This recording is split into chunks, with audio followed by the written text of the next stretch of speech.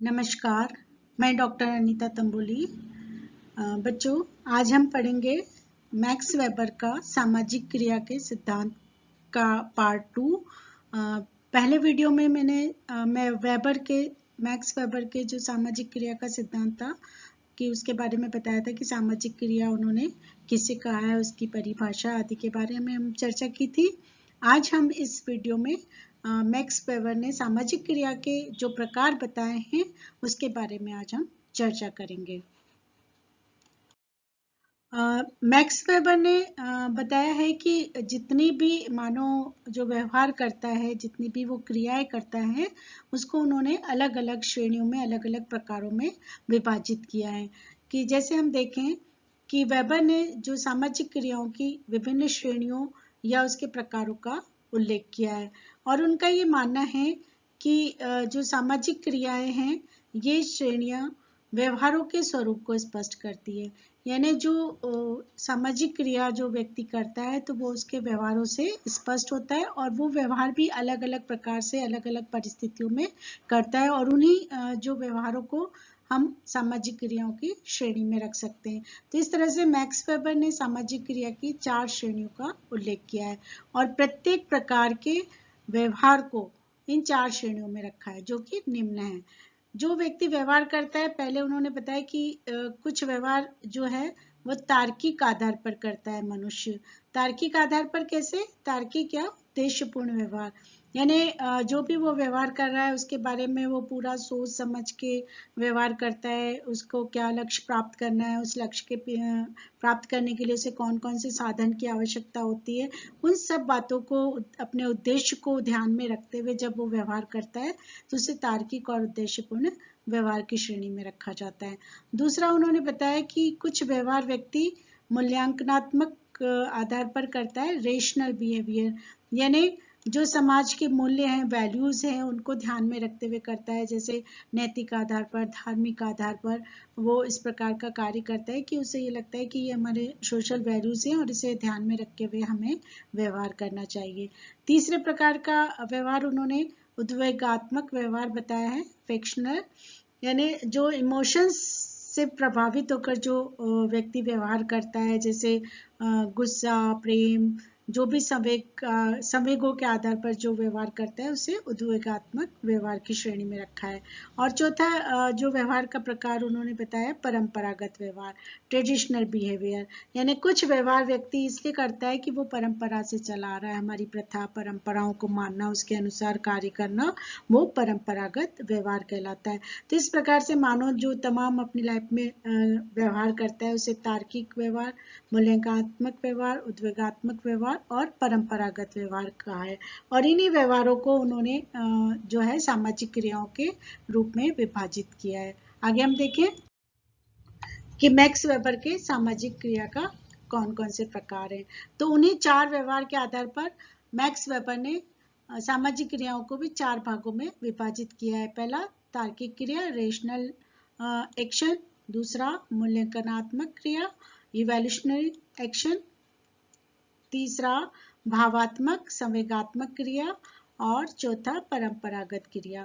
उसी आधार पर हम देखें कि तार्किक क्रिया क्या है। जब व्यक्ति जो क्रिया करता है वो तार्किक क्रिया उस क्रिया को कहते हैं जिसका चयन कर्ता सचेत और योजनाबद्ध रूप से लक्ष्य और साधन को ध्यान में रखकर करता है और इसलिए इस लक्ष्य निर्धारित क्रिया भी कहते हैं।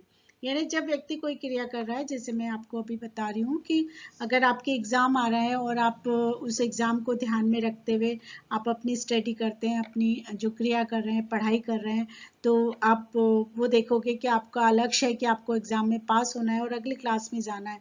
तो उसके लिए आप बुक्स कलेक्ट करेंगे, नोट्स बनाएंगे, यानी बहुत सारे साधनों को आप ध्यान में रखते हुए उस कार्य को करेंगे, साधनों को कलेक्ट करेंगे और उससे अपने लक्ष्य की प्राप्ति के लिए प्रयास करेंगे। तो ये क्रिया क्या कहलाई?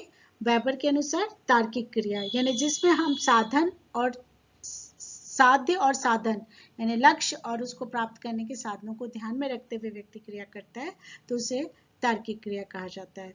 फिर है मूल्यांकनात्मक क्रिया।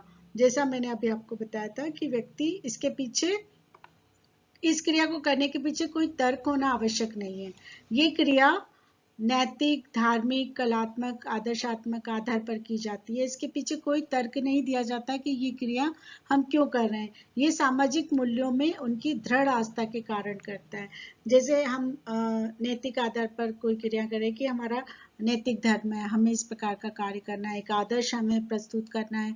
एक धार्मिक आधार पर हम धर्म के संबंधी जो भी क्रिया करते हैं, भगवान की पूजा अर्चना, पाठ पूजा, हमें नहीं पता कि उसका हमें फल क्या मिल रहा है, मिलेगा नहीं मिलेगा, कैसे मिलेगा, लेकिन हमारी आस्था है और हम उसमें विश्वास करके उन मूल्यों को ध्यान में रखते हुए हम उस क्रिया को कर रहे हैं।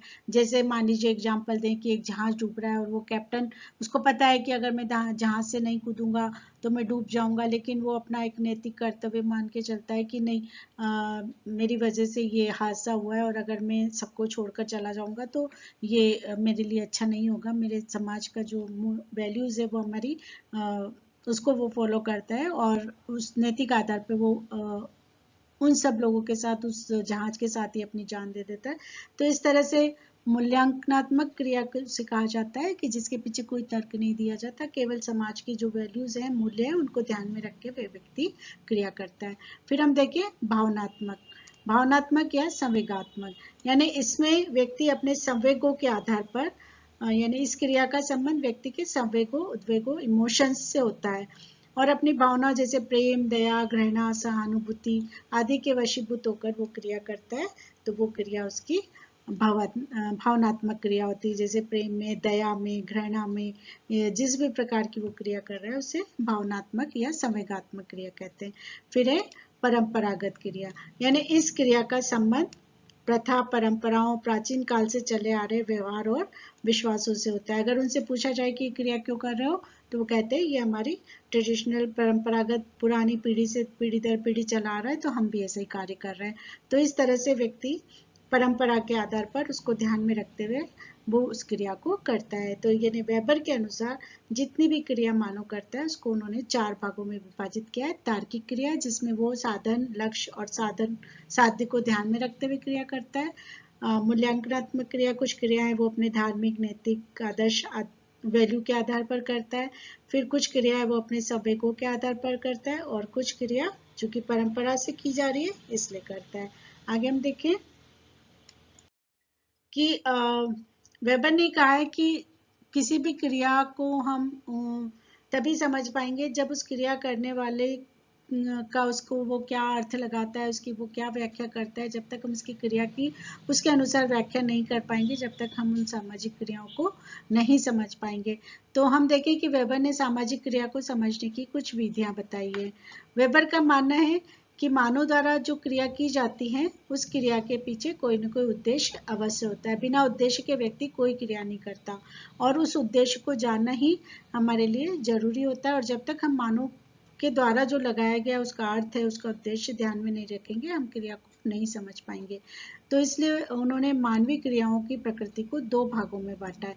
कुछ क्रिया ऐसी होती है जिसे समझने के लिए हमें मस्तिष्क पर जोर नहीं देना पड़ता और कुछ क्रिया ऐसी होती है कि जिसको हम बाह्य व्यवहार से स्पष्ट नहीं कर सकते, उन्हें हमें व्यक्ति के द्वारा जो लगाए गए अर्थ है उसको समझना जरूरी होता है।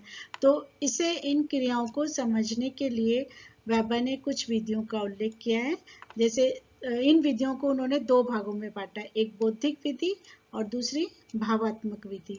बौद्धिक विधि के अंतर्गत भी उन्होंने 2 पार्ट किए, तर्काश्रित और गणिताश्रित, यानी तर्क के आधार पर कि वो व्यक्ति क्या तर्क लगा रहा है, अपना क्या उसका मीनिंग लगा रहा है, वो क्या कहना चाह रहा है, कि वो क्यों व्यवहार कर रहा है, उस आधार पर हम उसके द्वारा लगाए उसका उद्देश्य क्या है, वो क्यों उस क्रिया को कर रहा है, उस आधार पर हम उसकी क्रियाओं को समझते हैं। और दूसरा गणिताश्रित, यानी 2 और 2 4 होते हैं, तो ये जो संख्या के आधार पर हम किसी क्रिया को समझने की कोशिश करते हैं तो वो गणितीय विधि कहलाती है। फिर हम भावात्मक विधि को देखें तो इसमें हम प्रत्यक्ष अवलोकन, एक तो होता है कि हम व्यक्ति के व्यवहारों को प्रत्यक्ष रूप से देखकर अंदाजा लगाते हैं कि वो उसकी जो क्रिया है वो किस प्रकार की हो रही है। जैसे एक खिलाड़ी मैदान में अगर वो खेल रहा है और वो बहुत प्रैक्टिस कर रहा है तो हम ये मानकर चलते हैं कि वो जीतने की कोशिश कर रहा है और वो अच्छा खेल रहा है और उस समय वो उस क्रिया को क्या अपने दिमाग में रख रहा है कि मुझे जीतना है और वो उसकी प्रैक्टिस कर रहा है। तो प्रत्यक्ष अवलोकन के द्वारा हम उसकी क्रिया को समझ सकते हैं। और दूसरा प्रकार बताया व्याख्यात्मक, यानी वो व्यक्ति उस क्रिया की क्या व्याख्या कर रहा है, वो उस क्रिया को क्यों कर रहा है। जैसे एक स्टूडेंट है, एक विद्यार्थी है, अगर वो बहुत मेहनत कर रहा है, दिन रात पढ़ाई कर रहा है, तो उसके पीछे उसकी हम व्याख्या कर सकते हैं कि वो अच्छे नंबर लाने के लिए या अपने इंटरव्यू में पास होने के लिए या जो भी उसका उद्देश्य है उसको पूरा करने के लिए वो उस क्रिया को कर रहा है। तो इस प्रकार से हम देखें कि दो विधियां हैं व्यक्ति की क्रियाओं को समझने की। एक तो है बौद्धिक विधि, जिसमें उसके तर्क को, उसके साध्य साधन लक्ष्य को ध्यान में रख के हम समझने की कोशिश करते हैं। और दूसरा कि उसके मन में क्या है, वो क्या उसको समझना चाह रहा है, क्यों वो व्यवहार को कर रहा है, और कुछ उसके प्रत्यक्ष अवलोकन, उसके फिजिकल एक्टिविटी और उसकी सोच के आधार पर हम उस क्रिया को समझने की कोशिश करते हैं। तो इस प्रकार से हम देखें कि मैक्स वेबर ने सामाजिक क्रिया को किसे कहा है सामाजिक क्रिया? सामाजिक क्रिया के अंतर्गत व्यक्ति जब दूसरों के संपर्क में आने के बाद उससे प्रभावित होकर जो वो क्रिया कर रहा है और उस क्रिया को करने का उसका कोई ना कोई उद्देश्य अवश्य होता है, उसे ही हम सामाजिक क्रिया कहते हैं। और इस प्रकार की तमाम जो उसका व्यवहार है उसको उन्होंने 4 कैटेगरी में विभाजित किया है। एक वो क्रिया करता है उस श्रेणी में जिसमें वो साधन और साध्य को ध्यान में रखता है। दूसरी श्रेणी वो श्रेणी है जिसके अंतर्गत व्यक्ति अपने नैतिक मूल्य, धार्मिक मूल्य आदि को ध्यान में रखते हुए करता है। और तीसरी श्रेणी वो है जो अपने इमोशंस के आधार पर करता है, प्रेम, घृणा, खुशी, दुख आदि के आधार पर वो जो बिहेवियर करता है वो क्रिया करता है। और चौथा कि हमारा परंपरा से जो क्रिया है हमारे पीढ़ी दर पीढ़ी चली आ रही है उसी प्रकार की क्रिया को वो करता रहता है। तो इस तरह से हम देखें कि सामाजिक क्रिया, मैक्स वेबर ने सामाजिक क्रिया को ही समाजशास्त्र का विषय वस्तु माना है। और वेबर का ये मानना है कि समाजशास्त्र में हमें सिर्फ सामाजिक क्रियाओं का ही अध्ययन करना चाहिए, क्योंकि इसी के आधार पर हम पूरे समाज को, व्यक्ति को, उनके आपसी संबंधों को समझ सकते हैं। अगले वीडियो में मैं आपको मैक्स वेबर का नौकरशाही का सिद्धांत के बारे में चर्चा करेंगे। Thank you.